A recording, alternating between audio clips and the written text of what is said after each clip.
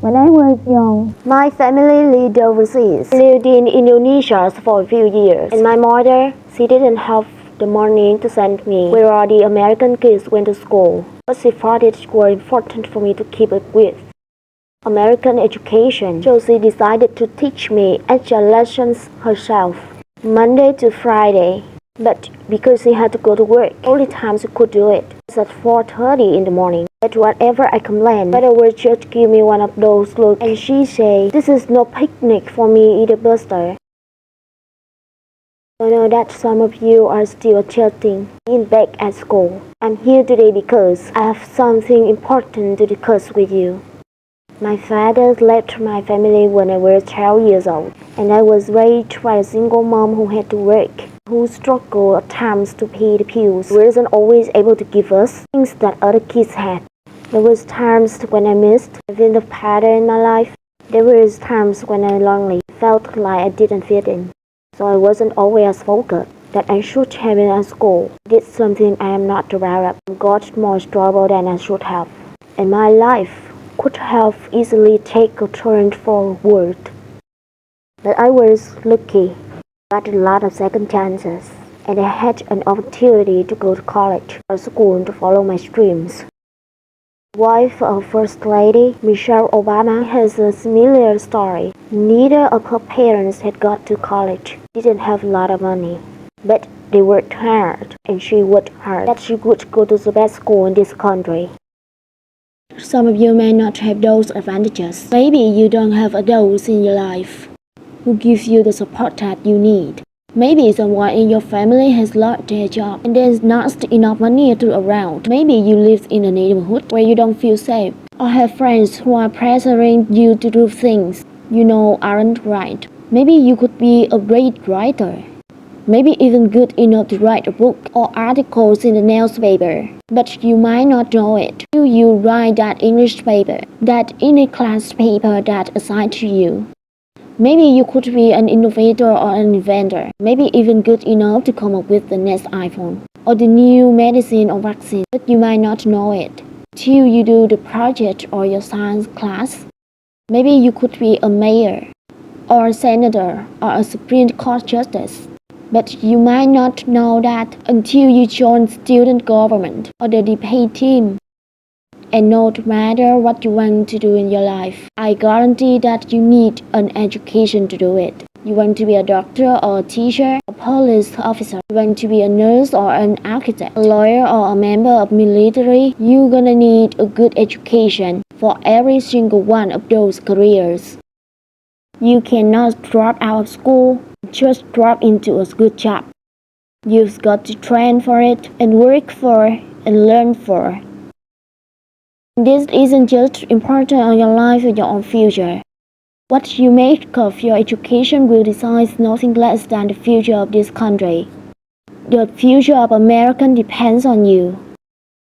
What you are learning in school today will determine whether we as a nation can meet outrageous challenges in the future. You need the knowledge and the problem-solving skills you learn in science and math, cure diseases like cancer and AIDS, to develop new technologies and protect our environment. You need the insights and critical thinking skills gained in history and social studies to fight poverty and homelessness, crime and discrimination, and make our nation more fair and more free. You need the creativity and ingenuity you develop in all your classes to build new companies, create new jobs, and boost our economy. You need every single one of you to develop your talents and your skills and your intellect so you can help us old folks solve our most typical problems. If you don't do that, if you quit on school, you're not quitting on yourself, you're quitting on your country. Now I know it's not always easy to do well at school. I know a lot of you have challenges in your lives right now that can make it hard to focus on your schoolwork. Get it, I know what it's like. But at the end of the day, the circumstances of your life, what you look like, where you come from, how much money you have, what you got going on at home, none of that is an excuse for neglecting your homework or having a bad attitude at school. That no excuse for taking back to your teacher or cutting class or dropping out of school. There is no excuse for not trying. Where you are right now doesn't have to determine where you end up.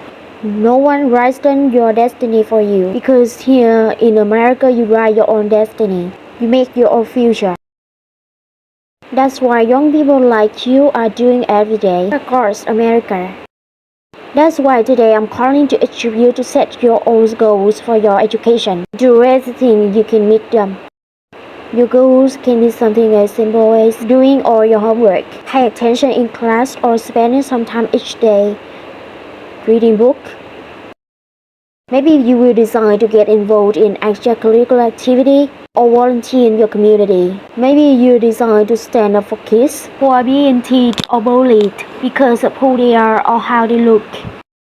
Because you believe, like I do, that all young people deserve a safe environment to study and learn. Maybe you decide to take better care of yourself so you can be more ready to learn.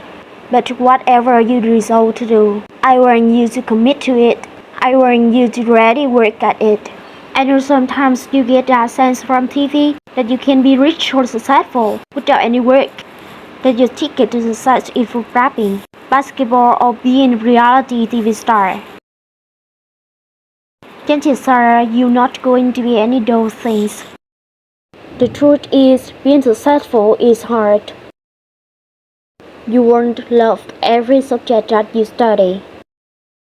You won't click with every teacher that you have. Not every homework assignment will seem completely relevant to your life right at this minute. And you won't necessarily succeed at everything the first time you try. Some of the most successful people in the world are the ones who had the most failures. J.K. Rowling, who wrote Harry Potter.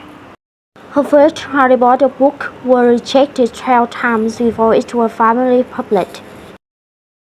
Michael Jordan was cut from his high school basketball team. He learned hundreds of games and made thousands of shots during his career. But he once said, "I have failed over and over and over again in my life, and that's why I succeed."